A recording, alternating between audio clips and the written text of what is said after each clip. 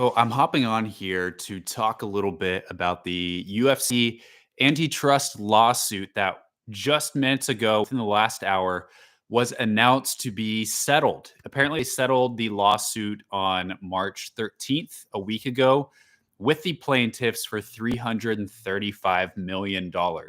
This has been a lawsuit, an antitrust class action lawsuit that has been in the works for the last decade, alleging that the UFC is a monopoly that intentionally keeps fighter wages low to basically control the market, and also using coercive contracts. And the plaintiffs were alleging that the UFC is the monopoly, and the trial was supposed to go to court on April 15th, just 2 days after UFC 300. And I'm on here just to give you some of my just initial gut reactions, emotions, and feelings. This is a really, really big win for the UFC, considering all the different options that could have taken place. This is the best possible option for the UFC. Going to trial could have been really expensive, really messy, and a lot of things could have been at stake going into trial. Most of which being the UFC having to change their business practices, and changing fighter contracts, changing the share of fighter pay. And with this option, they're able to just pay off the plaintiffs and go along their merry way, and essentially have to change nothing. Now, apparently, this isn't totally official just yet. The court has to approve the settlement. I don't know what kind of other barriers or how likely it is for the judge to not approve that settlement. But I'm honestly, yeah, really surprised that, well, in one sense, I felt like the most likely scenario for this lawsuit the whole time was a settlement. I felt like the UFC would try to go this route. It turns out they did. It looked like they're maybe willing to go to trial for a little bit, but now it looks like no, they're able to pay off the plaintiffs. And I saw some reports, I don't know how accurate they are, but that the plaintiffs initially were wanting between 800 million and 1.2 billion dollars, and they ended up getting much less than that. And that's going to be distributed out to all the fighters that didn't opt out of the class action lawsuit. Um, all that money. So honestly, it's a little bit clear. I mean, if why you would not want to opt out of the lawsuit. None of the fighters opted out of the lawsuit, and now you can see why none of them wanted to, was because it's free money. For essentially having to do nothing, it's free money. So all those fighters will get a share of the settlement. However, fighter pay remains untouched. Everything will continue for the UFC as is now. And my initial emotional reaction, granted, I don't know all the details. I don't know if this will be accepted by the judge, what all the different dealings were. I'm sure all of that will come to light in the next couple weeks. But my initial reaction was disappointment. It felt like these fighters, these former fighters, lawyers, have been fighting for change in the MMA industry for over a decade. They not only wanted to get the payment that they felt that they deserved for their time in the UFC, but also change the MMA landscape. And instead, I mean, they're going to be making a good buck from this. I don't know how it's all going to be distributed, but the MMA landscape for now from this lawsuit remains unchanged. So I think that is a little bit disappointing to me.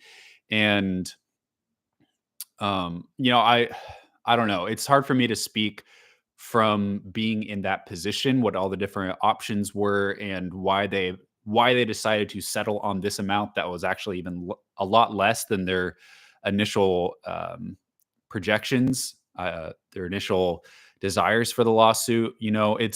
It's easy for me to sit here in my chair and say, well, this is what I would have done. I wish that they would have held out and tried to push for change within the MMA industry a little bit more. But it stands. That's how I feel. And I don't know. what it's going to take. Like at this point, it is 100% on the fighters to change fighter pay. Like, it's going to remain the way that it is for a long time. And it doesn't, like, MMA just, for all the ways that it has grown, it severely lags behind all other pro sports in the way of pay, athlete treatment, being treated as contractors and not employees. There are a lot of benefits of being in somewhere like the UFC, but compared to other pro sports, especially in the US, it severely lags behind, and it is 100% the fault of the fighters.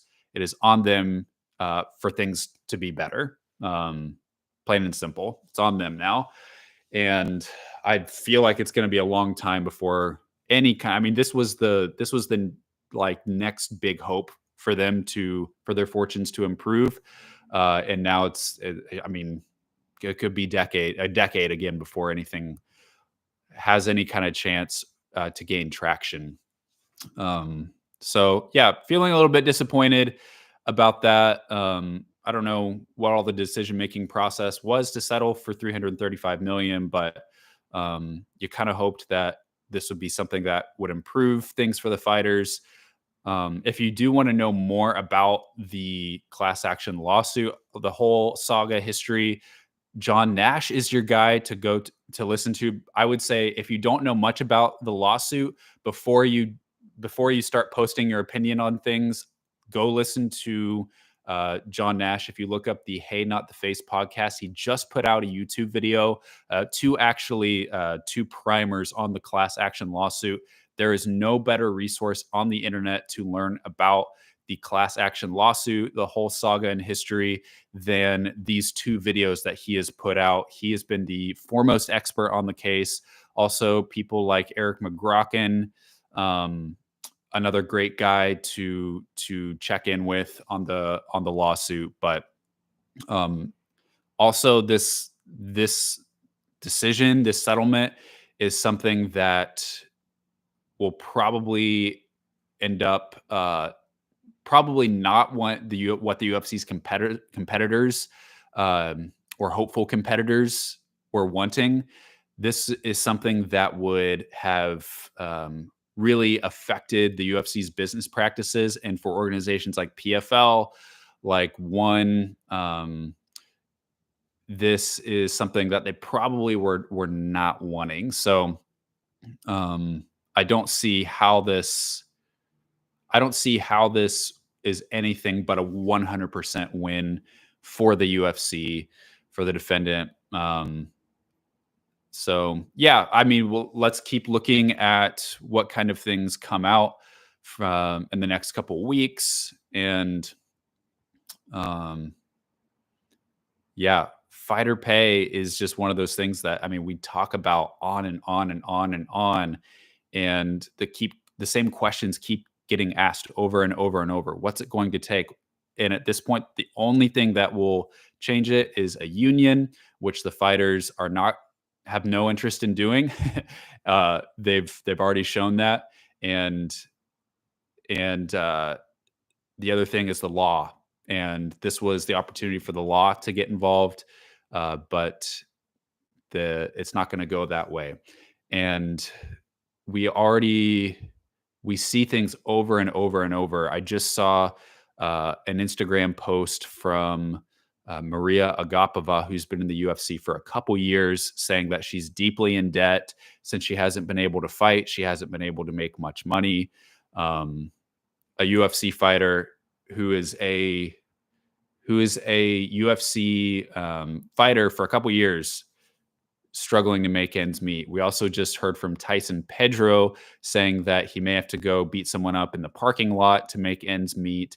And this is someone that's been working at the company for 7 years or so. I just think, like, if for me to work for a company for 7 years, by then, like, yeah, I've got lots of raises. I've got a lot of security.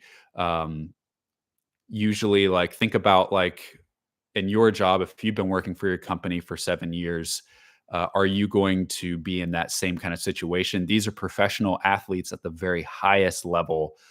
Tyson Pedro, I know he was never like a big superstar, but at least at some points you could say he was just outside the top 15 in the whole world in his weight class. So definitely not a scrub by any chance. Even so, even the guys at the bottom of these divisions, they're still in the NFL of MMA, the top of the top, and so it's tough to see them, you know, going to have to continue to struggle to make ends meet. At least a lot of them, not that way for all of them. Usually, the examples of people making it big in MMA are the guys, the top 5% of the UFC of their 700 fighter roster. But you know, it is a shame. It almost makes you want to. It's like, what's even the point of debating this when nothing is going to change? The media has talked about this ad nauseum. The media has absolutely done everything they can to raise awareness about fighter pay, but at this point, it's squarely and totally on the fighters.